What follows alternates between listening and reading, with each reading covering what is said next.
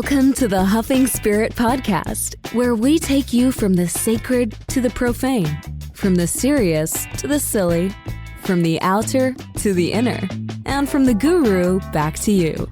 Join your playful podcast guides, Alex Hindley and Natalie Dick, as they bring you back to a grounded and more authentic approach to spirituality. There we go. We are ready. Welcome back to the Huffing Spirit Podcast. We have Kyle Lipton on with us today. And Kyle Lipton is a comedian, a psychic, a transformational mentor. And his mission on earth is to reveal the cosmic joke. And he's spoken on various platforms all around the world. And he's here to really help us enlighten up. And what I love about Kyle's work and what I've seen on Instagram is that you have such a beautiful way of bringing levity and humor to really douchebaggery shit in the spirit game, which I love because I think that, you know, there's a lot of people in the spirit game, in the industries, they can be quite out of alignment or out of integrity. And this is such a beautiful way to bring light to it through comedy. So thank you. Yeah, you're the first person I've ever heard in my life that's referenced spirituality as the spirit game. And that just sounds super gangster. So I think I want to continue using that. We're in the fucking spirit game, baby. Come on. To start a fucking spiritual gang. Let's go. Give me your chakras. Yeah, I'm gonna crack that shit up. So Kyle, I guess let's crack into this with you and your journey. Who's Kyle Lipton? I mean, you're gonna present your egoic stance of who Kyle is in first off, but then we're gonna get into maybe some vulnerable pieces. Whatever you want to dive into. Okay. Yeah. So, I mean, Kyle Lipton, I guess, is the avatar that I incarnated here with, and you know, it has its own sets of idiosyncrasies and gifts and journeys. Grew up in Los Angeles to a beautiful family with a lot of love, not a lot of money. Around the age of 14, I started getting really obsessed with personal development, spirituality. Started as a basketball player, wanted to play professionally. And every time I stepped out on the court, no matter how hard I practiced, no matter if I outworked every single person, a nervousness came upon me, and I played so much worse than I thought my potential was. And that's kind of what opened Pandora's box a little bit to, well, how do I become more mentally tough? And let me learn about affirmations. And that's led me everywhere from how to change a negative thought to a positive thought to having rattles shaking over my head in South America and everything in between. And yeah, I guess here I am now. Okay, so go ahead, Alex. When did you start like getting confident enough in yourself where you're like, some of this shit's a little weird, like, and you got to get weird for growth, but you know, that's what I love about you is you're speaking truth to some of the shit where you see and you're like, okay, I've been in a ceremony a few times. I don't think you should touch people like that. Yeah. Not speaking from a personal thing or anything. Yeah, that was a very personal example, but yeah, let's see. And then we trauma bonded. I guess that's what they call hookup culture nowadays in the spiritual world. Yeah, hookup trauma bonding. That's right. Yeah. So I've always been I grew up with a little sister who has Down syndrome. So I kind of learned from a very young age to be very observant. And the shadow side of that is that at times is translated into like hypervigilance, but at other times it's just translated into a gift of being very observant as a human being. And for me, I was the class clown in high school. It's in the yearbook. I've always been cracking jokes, being silly, looking at things in a different kind of way. So even as much as I love spirituality and I ate, breathe, shit, still do all of these things. And I've been able to look at it through an interesting lens in moments. For example, I see the power in, you know, a somatic release workshop. And then I also see like a bunch of adults in a room screaming and making like animal sounds. And there's a part of me that will always think that's kind of funny and honor the legitimacy of all of that.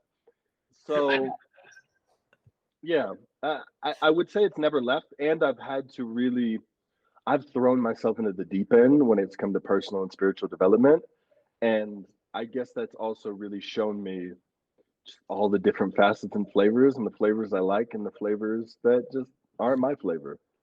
Hmm. Hmm. I love that.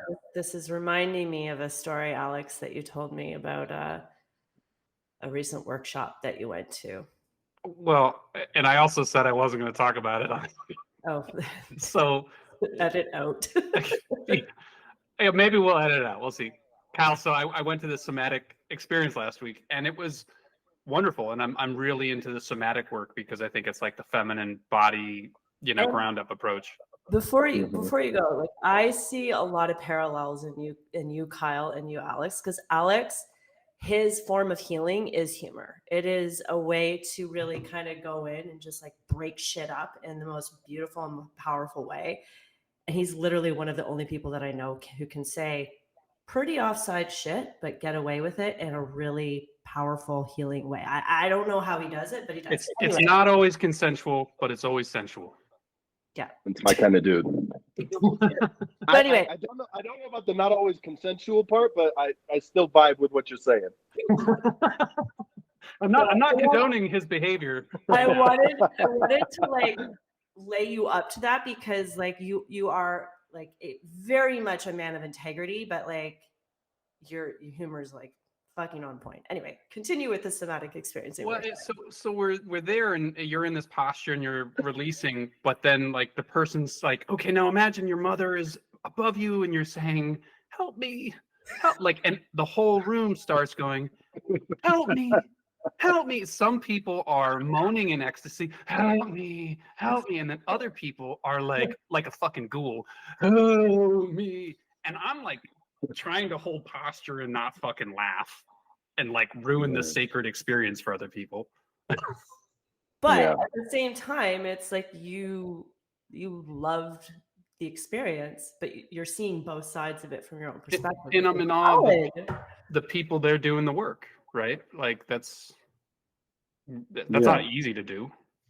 Yeah, you definitely have to respect anyone who can go on their hands and knees and shout "help me" to the spirit of their mother above them. That deserves respect. Yeah, I love it.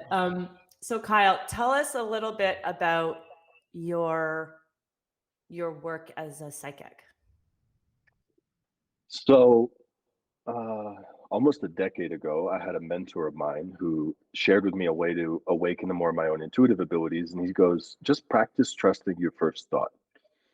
And I was really excited about spirituality and growing, and I went all in on that. It could be as simple as, I remember there was a time I was on Sunset Boulevard in Los Angeles. I was going to an event. I was broke as a joke, and I had probably about $5-6 to my name. And there was a homeless man outside, and he wanted money. And I remember looking at my wallet, looking at him, feeling the scarcity thought that says, "Dude, you have $5. You can't give away any more money." And then the other part of me that just said, "Give him the money. You need to give him the money." And I did.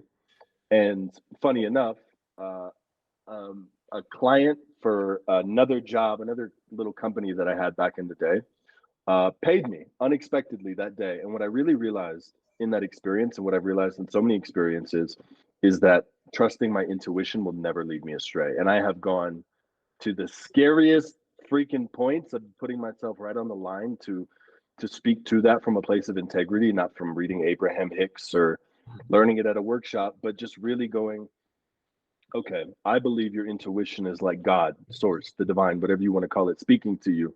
And I don't think God would speak to you to fuck your life up. I think God would only speak to you and give you directions to make your life better. Yeah.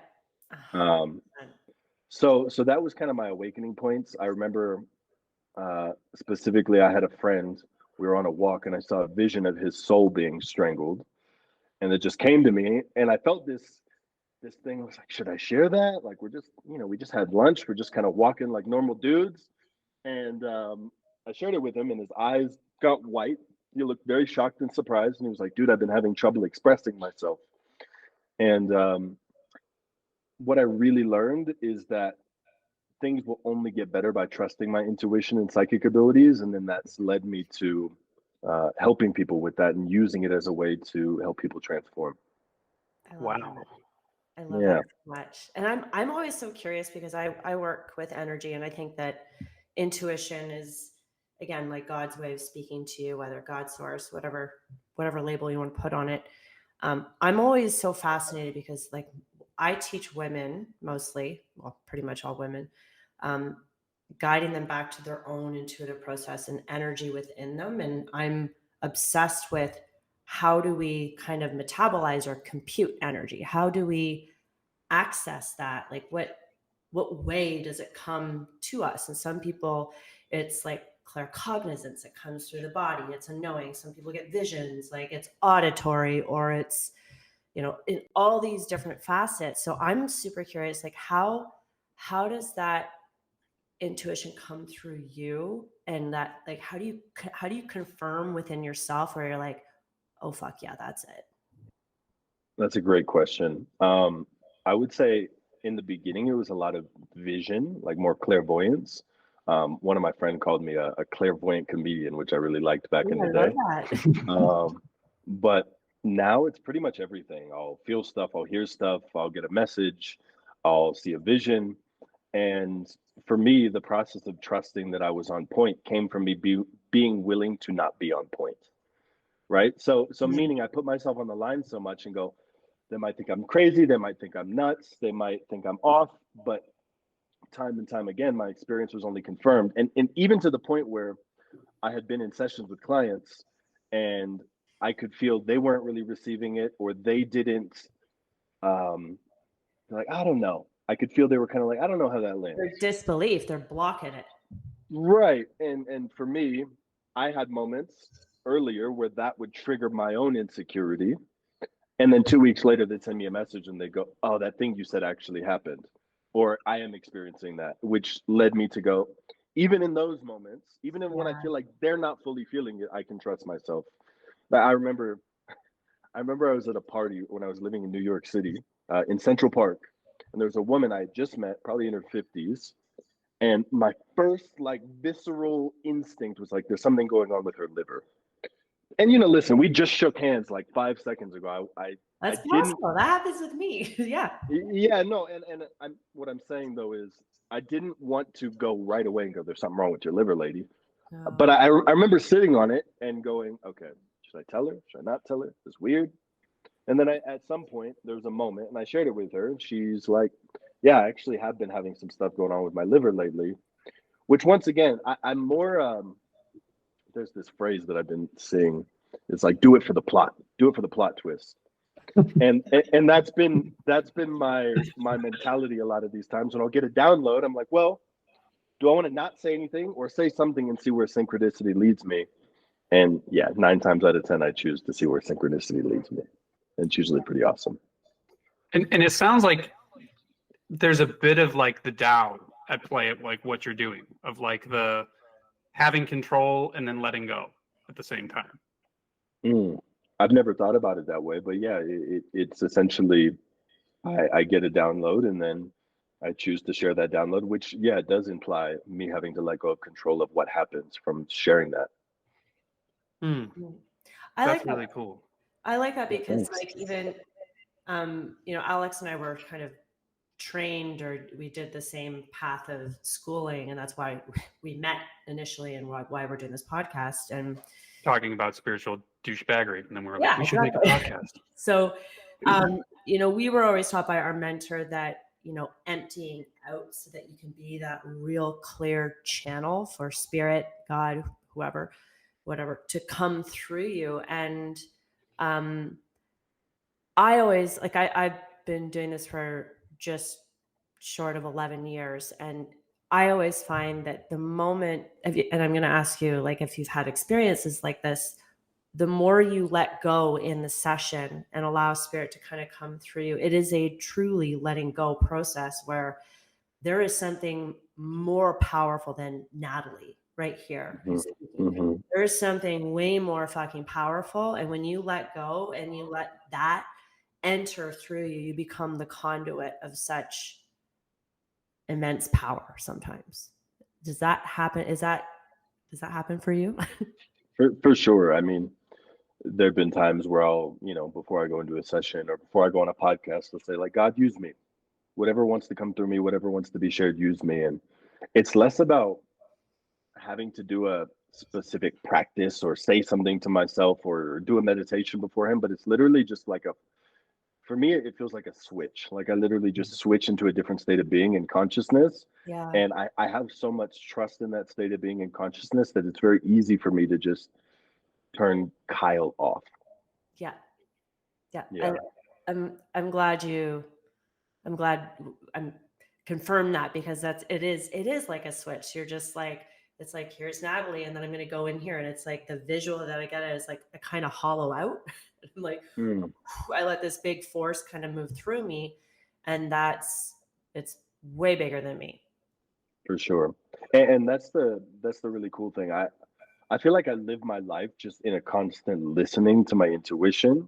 So it doesn't feel like I have to go, here's normal Kyle and here's psychic Kyle. It's just, there's no compartmentalization. And I think the more that we start to awaken, the more of our true self, there is no more compartmentalizing, right? They think, here's my spiritual side, and then here's me at, being a CPA.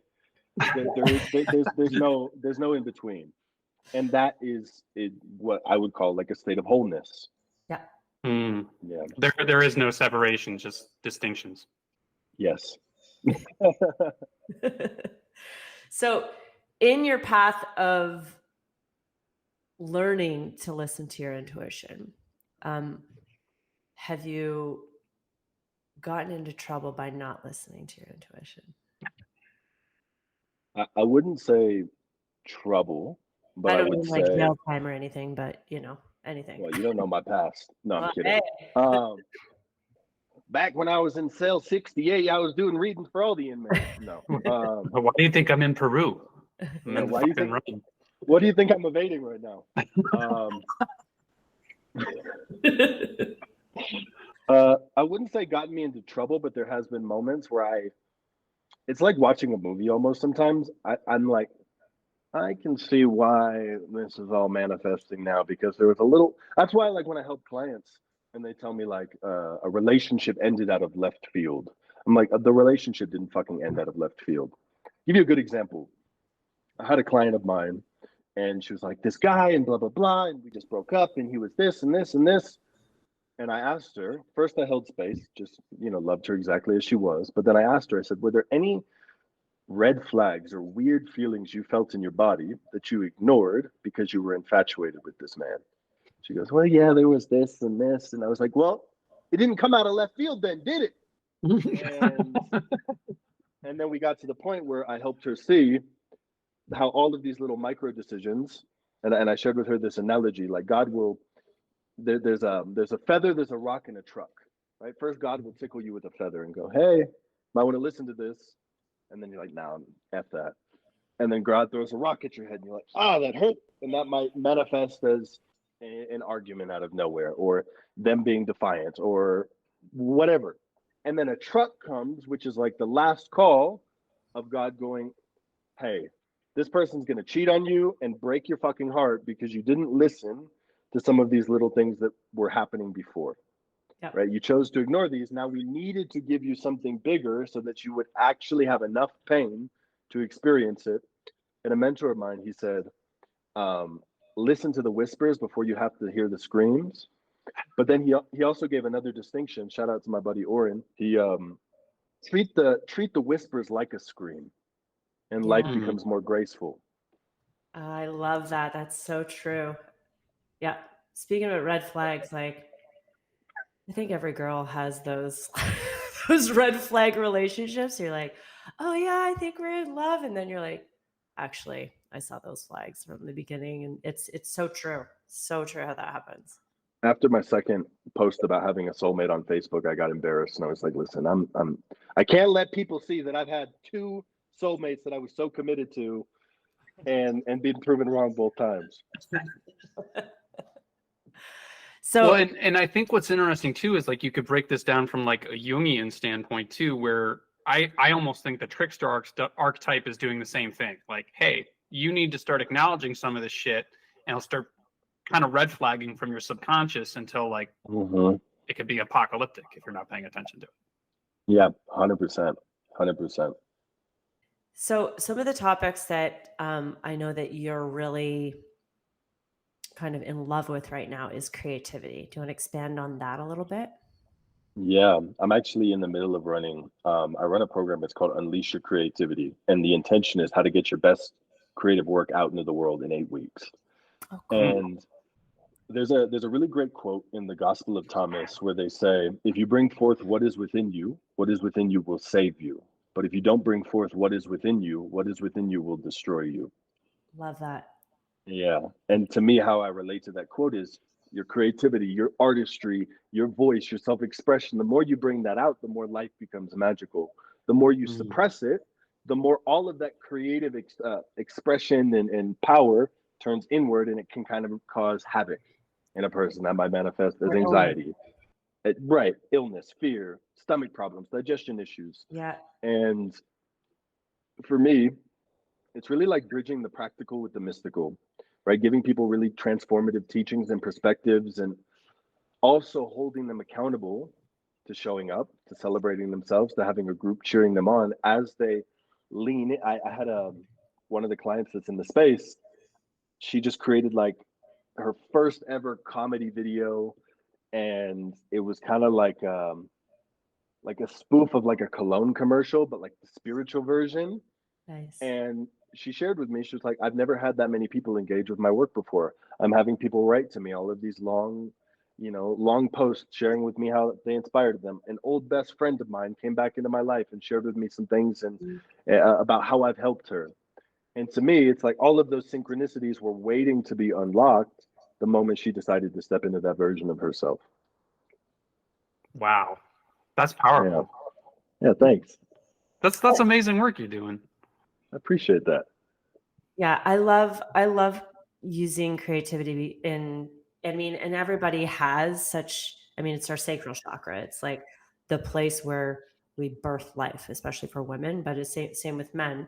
And it's the energy of creation, and it is like birthing this creativity, these projects, whatever, whether you're a musician, you're an artist, like artistry comes out in so many facets. And I think like being a comedian, that's artistry. That is pure artistry, because you are opening yourself up again to a channel and allowing that to flow through. And I think when we have more artists on this planet, my God, it's going to be such a more beautiful place. Like if people could step out of their conditioning and like how they're supposed to live, and how they're really kind of stuck in these really masculine frames. Because like I feel like expression and creativity is a little bit more of the feminine, and opening up that flow of creativity it's so healing for not only the person, because you're creating that outlet, right? Your energy then flows and expands out, versus like you said before, it's directed back in and becomes stagnant and gets stuck. It creates like all sorts of blockages in our field. Yeah, I agree. And it is like the masculine and the feminine, right? I'm opening up to receive my creative ideas, my inspirations, my motivate, like whatever. And I'm using my masculine energy to bring that out into the world. Yeah. I love that. And I'm curious, like your take, because I think sometimes people don't appreciate the sacred clown enough. And there's people that'll say like, "Oh, well, you're using your sense of humor as a defense mechanism." And I've had people say that, and I've had other people immediately say, "No, I don't think you understand Alex in the space and how he works." But what's your view on comedy and like healing and spiritual perspective with that? It's so funny. I remember when I moved to New York City a few years ago, I subletted an apartment, and it was all furnished and everything from a dude who was pretty spiritual. Like there were tarot cards and everything, but right next to the door, there was the tarot card, the Fool. And I just thought it was so cool that manifested. And I think it speaks to kind of how comedy and humor can show itself in a way that is synchronistic, right? Like I see it and I'm like, that's hilarious that's here. But it was also such a powerful reminder of what I'm here to do. And I've had people say that to me. I can recall 2 workshops where the leader's like, why are you always telling jokes and blah, blah, blah? What are you avoiding? And Did you say because I'm fucking funny? I don't know what I said in that moment, but I know myself enough to know that I'm not using it to avoid. And that's one of the gifts and medicine that I'm here to bring. And I don't apologize, and I'm not going to overanalyze myself, which I've done before, where I'm like, which comes from, the funny part is me analyzing myself to do that is actually coming from a place of humility and coming from a place of wanting to grow, which Yes. if I actually was using humor to avoid myself, I wouldn't even be fucking doing that in the first place. Boom. Yeah. So I just don't really give a shit. Well, and I've had people say the same to me.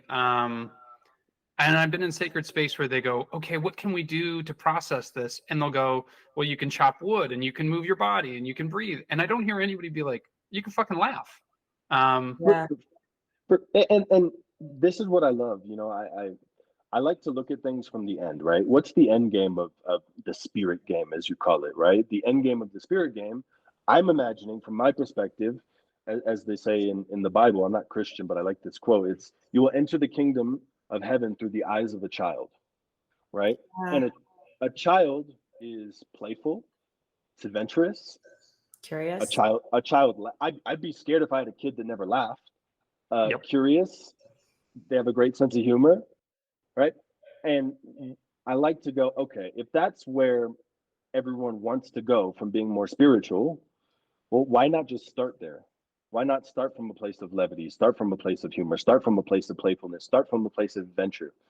I've never seen a kid go to the playground and pull out their fucking Osho tarot card deck and go, do I go on the swings first or do I go on the slide? Like, what's the most aligned decision for me to make right now? No, the kid goes on the swing, puts their head through the fucking little bars, gets stuck, cries, needs coconut oil or something to pull it out, laughs again, gets an ice cream, and does it all again. And I believe that when we're in play, when we're in comedy, when we're in that sense of curiosity and exploration, naturally we know what to do. And I taught a masterclass on, it was called The Art of Intuition. And one of the biggest foundational pieces is play, right? Because when you play, you're not in the seriousness of the mind that's trying to make the right decision. You're just in play and instinct, which naturally leads you to the right decision. Not that there is one, but I think you get the point I'm making. Totally. 100%. And to what you were saying earlier, like the self-reflective work, I think it takes a certain level to pull yourself out of the situation to make a joke about it. 100%. You have to be more of an observer, which helps you see things from a more bird's eye perspective. And for me, I'm like, sorry, I keep cutting you off. No, that's okay. Go ahead. But I'm just like, if it's happening to me, I can usually laugh about it within an hour or two. I'm like, this is gonna be a pretty fucking funny story. Like if I saw this in a movie and it was happening to somebody else, I'd be laughing my balls off. For sure. Well, I'm glad. I hope you still have your balls. I'm sure you've laughed a lot, but they're still there. Here. Laughing doesn't. Are they still intact? Yeah. This call's gonna get a lot weirder for Natalie. Yeah. I don't even know what that means, but I don't either. I'm scared and curious. That's where I want you. Naked and afraid on the spirit. But I love that. Like going back to like the kids, like both Alex and I have young boys, and mine's 6 years. Or how old's Jackson? 4 now. 4. Yeah. So, and just seeing life through their eyes is so amazing because they're so spontaneous and they don't think about anything. They're just being and playing, and like every night I'm cooking dinner here and my son Larry's like, Mom, look at me, and he's doing like these like bouncing off the couch, and I'm like, why don't we act like that more? Like just crazy, spontaneous, like full embodied aliveness. Mm-hmm. Or when was the last time you met an adult and just asked them what their favorite dinosaur was? Yeah, probably. Oh, you're an Ankylosaurus, dude? We're going to fuck around. Ooh. Yeah. But here's another good point I want to make, because this is a great thread of conversation. I had a conversation with a new client of mine, and she's been so deep and so hungry in the spiritual personal development world. She's like, I'm doing all these rage releases. I've been hitting so many pillows. I've been processing. And I'm like, well, first of all, have you apologized to your pillows? And I was like, they've been taking a fucking beating over the years. Like, let's start there. And once again, it's a little pattern interrupt. I'm not doing it to do that. That's how I am. But it's when like someone could just have that little experience of like, it's like a moment of waking up for just a minute. Yeah. And this is why I've seen so many times people are just processing and I'm like, well, dude, when does the process end? Right? How many more rage releases are you going to do? How many more sacred screams are you going to? And I'm not saying don't do those, because I've done all of those. And if you don't get to the root of why you're angry all the time, if you're people pleasing and then do anger release, and then you go back to people pleasing, and then you anger release, well, I have a very solid suspicion, if I was a betting man, that you're going to continue doing that for eternity. Yeah, and it's like, when do you actually choose joy? Right. Like, and that's true. And that is, I mean, I went on this healing process. This is what a lot of people do. They're like, I'm going to do all the fucking things. I'm going to do the breath work. I'm going to do the shaking. I'm going to meditate for an hour, which nobody fucking has time when you're a parent, to be honest with you. But you do all these things. And when do you actually stop digging? Like, go live a little bit. Like, it is so exhausting to try to fix yourself 24/7. And that's what a lot of people in the spiritual game are doing. It's like, they're so wounded and they just keep picking at these scabs and like digging and digging and digging, and like, put a Band-Aid on it and go outside, get some sunshine, and go skip down the street, and let's bring some light, love, and levity to some of what you're doing. And it is truly sometimes a choice, because people get really stuck in that. Yeah, and that's where humor actually comes in, because it gives you a moment, it gives you an exhale, so that you're not stuck in it anymore. And I like to say, go towards your biggest, most fully expressed life. I heard this from someone back in the day, and I've kind of put my own twist on it, but go towards your most fully expressed life. Go towards the things that call you. Naturally, your bullshit's going to come up. You don't need to look for it, right? When you're afraid, and you're going towards expressing yourself, whether you're a poet, a coach, an artist, your shit's going to come up. You're going to get nervous. You don't need to find it. It will naturally come to the surface, and you can be with it in that moment. I remember one of the first times I did comedy in front of a room. I'd used the bathroom like 8 times before I went up. All right, I was nervous, I was scared, but I was unwavering in my decision to do what I was called here to do. And then you just deal with it, right? And when you can continue to step up to the plate, even when you're scared, even when you're nervous, and prove to yourself that you're the kind of person who does that, you build a sense of confidence that, okay, nervousness isn't the problem. It's how I relate to the nervousness when it comes up. Mm-hmm. It's how I relate to fear. I need to get rid of it. And so many people are so fixed on, if I just do one more shamanic ecstatic dance cacao ceremony workshop, it'll be gone. And I'm like, dude, just go paint or something, man. I don't know. Yeah. Well, and it's almost like they don't want themselves to heal. Like, I've seen people in the plant medicine community that'll go, oh, I've journeyed with so-and-so 100 times this year. And you're like, and you ain't fucking fixed. Yeah. Like, yeah. And they won't let themselves heal, or they're addicted to their own trauma and wounding. And that becomes, I mean, especially with online, people are now more obsessed with their own victim culture in its own way. And that might be a can of worms, but I think it's kind of a subconscious influence. Well, that's the thing too. It's like, it's an identity. And if you have an identity of, I'm someone who's always healing myself, a lot of people don't know who they are outside of that identity, and it feels scary. And I've said this, I said this to that same client. I said, your shadow is that you keep digging for your shadows. Right. And it really on a deeper level, it's, there's no amount of spirituality, personal development, meditation, workshops, breath work that will fix you, because you can't fix what's not broken. So the vibration, the energetic where you're starting from is already flawed, because you'll actually never get to a destination to fix something that was never real in the first place, which is kind of a rabbit hole of its own. Right. Fascinating. Alex, I'm taking notes over here, like, look at this later. Because I get a lot of people will try and forgive themselves or forgive someone, and I'm like, they didn't do anything wrong,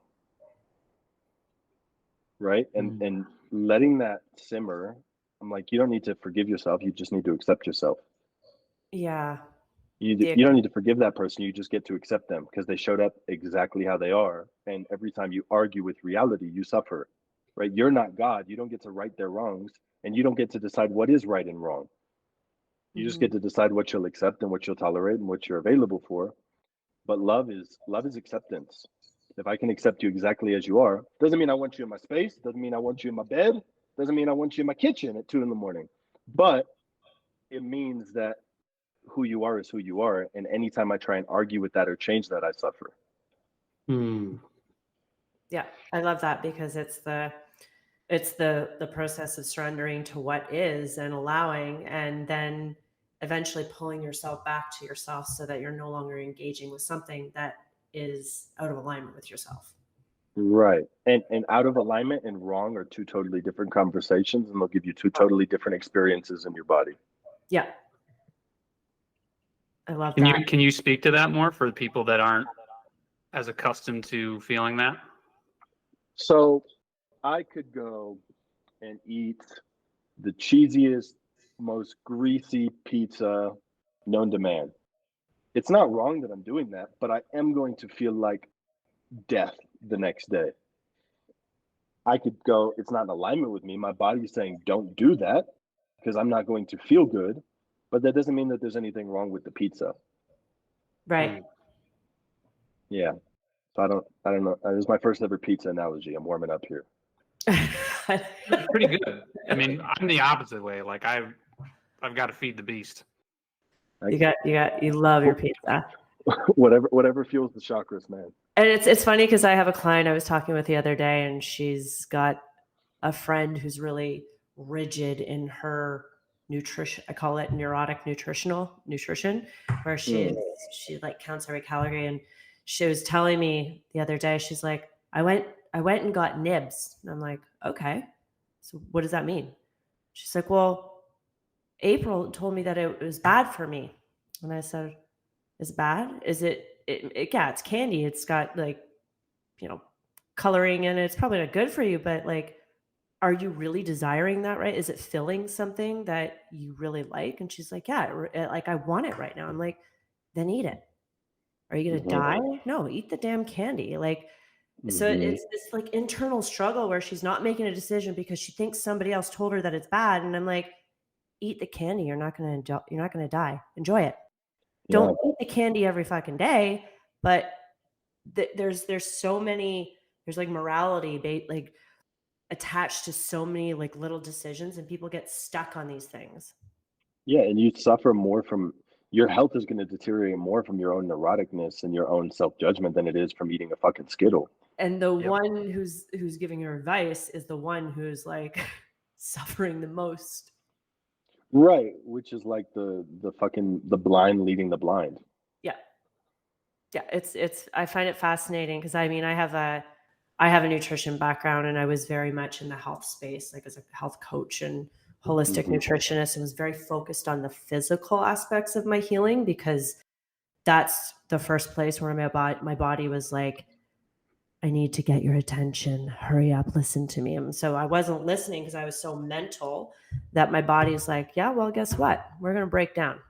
And that's where I got my attention. So that was like my initial intro into the healing, health and wellness. And then I'm like, oh shit, it's not just physical. There's so much more. And then it just like elaborated from there. But it's interesting how we get like, there's people who are really rigid in the healing space, whether it's like this compartment over here or this compartment. And it's a really like just hearing you and how it's like a more integrated and holistic and whole approach. That's so different than what the common thread of healing is.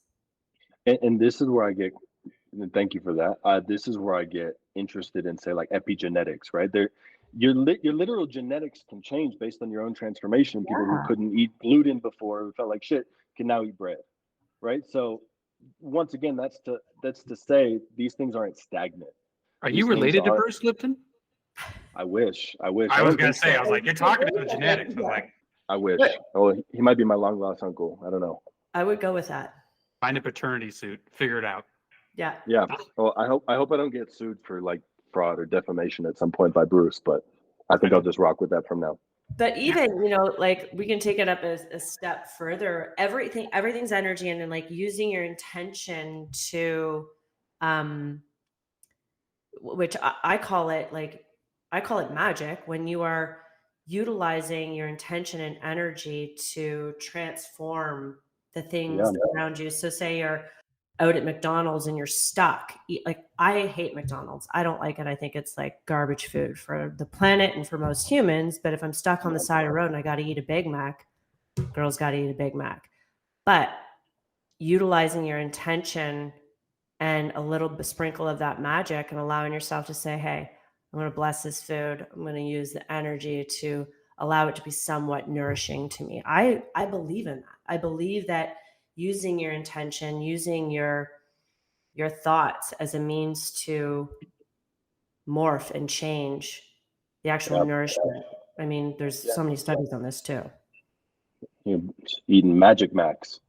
McDonald's actually just opened up. I saw this not too long ago. It's called McCosmic. I think in Illinois, it's like this new experiment they're trying. It's called McCosmic. It's nothing. You're not having like a chakra burger or anything, but they changed their menu a little bit.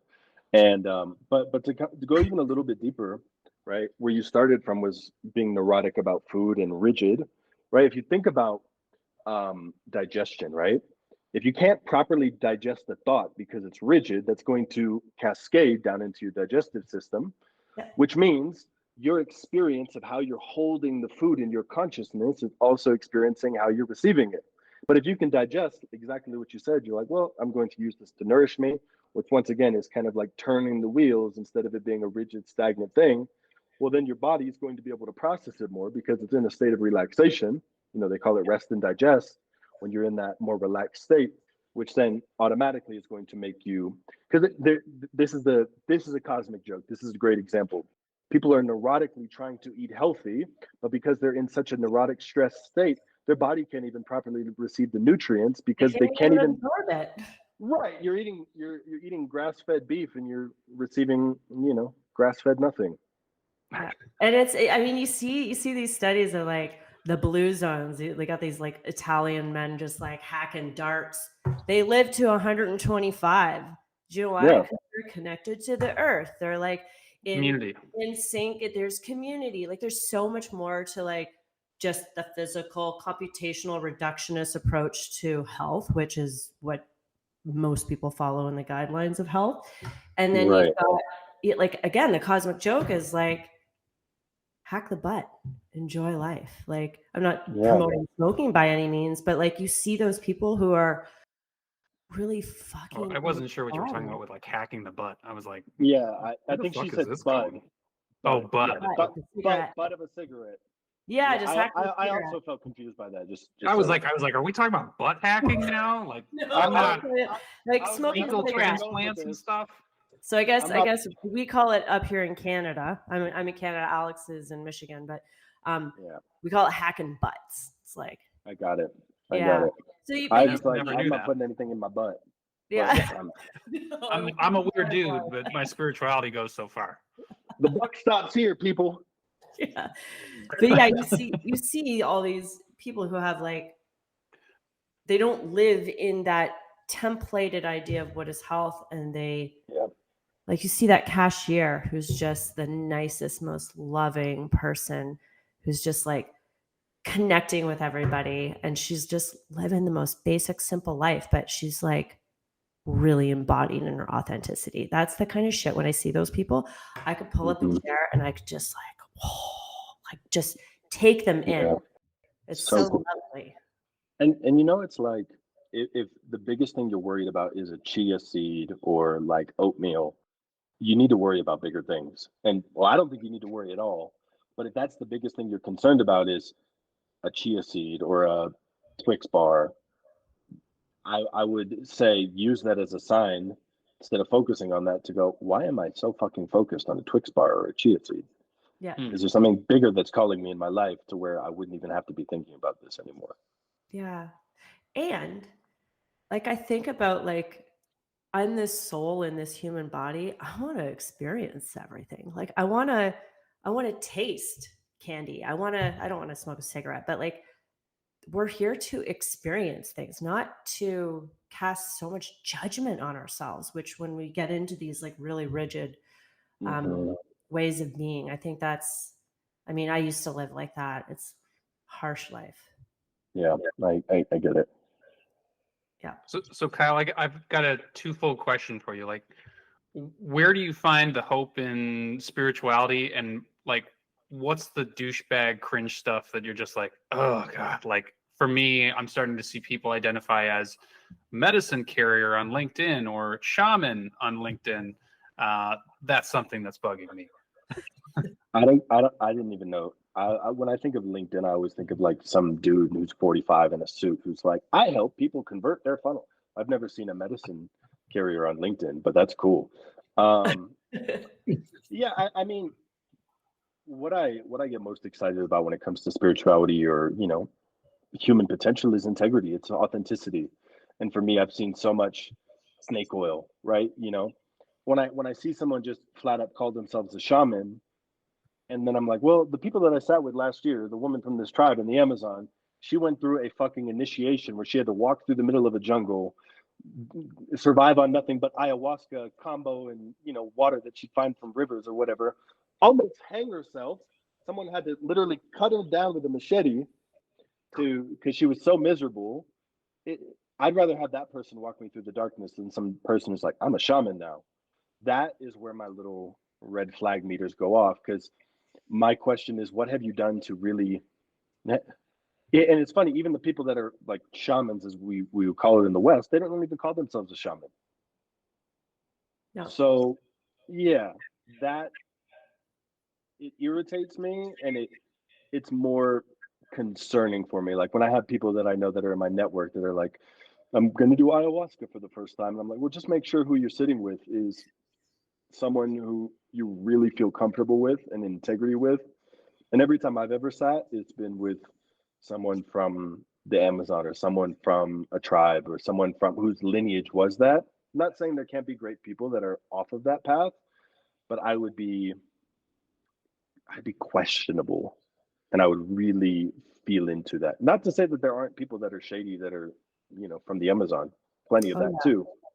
But yeah, I'm excited by humility. I'm excited by genuineness, by innocence, right? If someone's innocently wanting to grow and you know, like myself, or probably like all of us, we've probably done stuff. We've gone to a workshop and like, this is a little bit strange, but like I did it for a good intention. I did it because I wanted to step more into myself. So that's what excites me. And I love with my work and what I share is I just love to cut through the bullshit, cut through the fluff. Like, let's get to the heart of what's going on so that we don't have to do a bunch of songs and dances to then realize that didn't work, to then go back to the same part of ourselves. I love that. That's so good.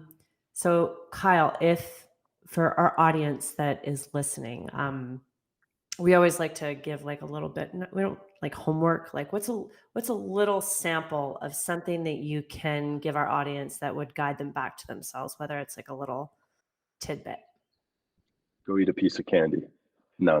Go eat the nibs. Go eat the nibs. Smoke the butt. Hack the butt. Hack the butt. Butt smoking. Do combo through your butt. Listen, that would be an experience. I don't know what chakra that would touch, but I have a feeling that would be terrifying. Sphincter combo 2025. Okay. Well, we'll start this together. Yeah. There we go. Retreat coming soon. 5 naked and afraid people in a room tries combo for the first time. Just some Huffington Post article blasted all over the web with our 3 faces like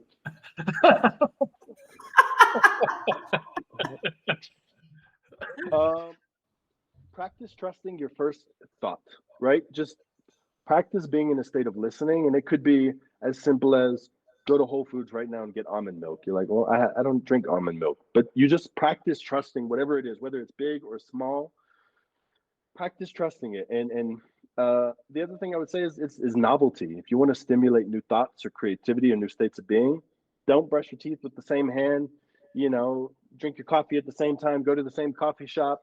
Try mixing things up a little, add some adventure, add something different that your brain can't expect, so you can learn to be more comfortable in the unknown and more receptive to, the beautiful adventures life has in store for you. I love that. I'm going to brush my teeth with my left hand tomorrow on the agenda. Well, so we do the homework too. So in between episodes, like shamanically, it almost creates its own container. So like we did one on middle ground, and then we both were holding space for family members and people. So like you give us the homework and then we do the homework, and it becomes like a container. Yeah. That's pretty cool. That's so cool. Yeah. So, well, Kyle, it has been a very enlightening experience having you on the podcast. Super fun. Love your energy. It's been so good to get to know you. And it is, I don't mean to keep cutting everybody off. I'm sorry, but like Kyle, you are equally as hilarious as you are profound, and it is so amazing to see somebody on the path that's doing it from a place of love and integrity, and truly bringing people back to themselves, but also kind of calling the shit as you see it. And thank you for being you and doing what you do. Oh, thanks for having me. It's been, I feel like we could talk for like another 7 hours, but I know I'm slightly sad the podcast is ending, but I'm super glad we've all gotten to connect. Yeah. You're always welcome back on.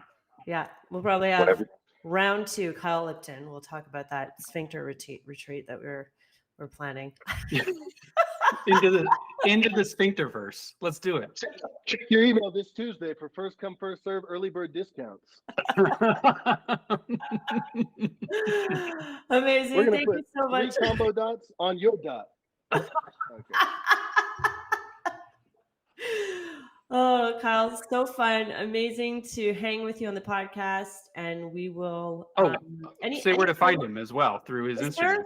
Is there any place that our audience can find you? Talk a little bit about any programs that you're doing before we kind of like put a block end on this. Well, you can find me at the upcoming 2025 Sphincter Combo Retreat. That's for sure. Yes. We'll do our first examines through Zoom. Get comfortable. Prepare yourself. You can find me. You can find me on Instagram. It's just my name. It's Kyle Lipton. I don't have any current programs I'm offering. Probably in the next couple months, I'll do another round of Unleash Your Creativity. It's the 5th time I'll be running it. If you're interested in working with me in any capacity, if you want support from a mentor or from a guide in coming back to yourself and transforming your life, I'm available. Awesome. Boom. We love that. Thank you so much, Kyle. It's been an amazing podcast having you and laughing hysterically, which is what we knew would happen.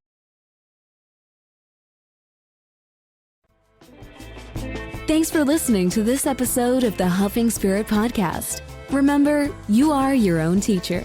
Take what resonates and leave the rest. For more info, follow us on Instagram at Huffing Spirit Podcast and subscribe on Spotify or iTunes. Bye for now.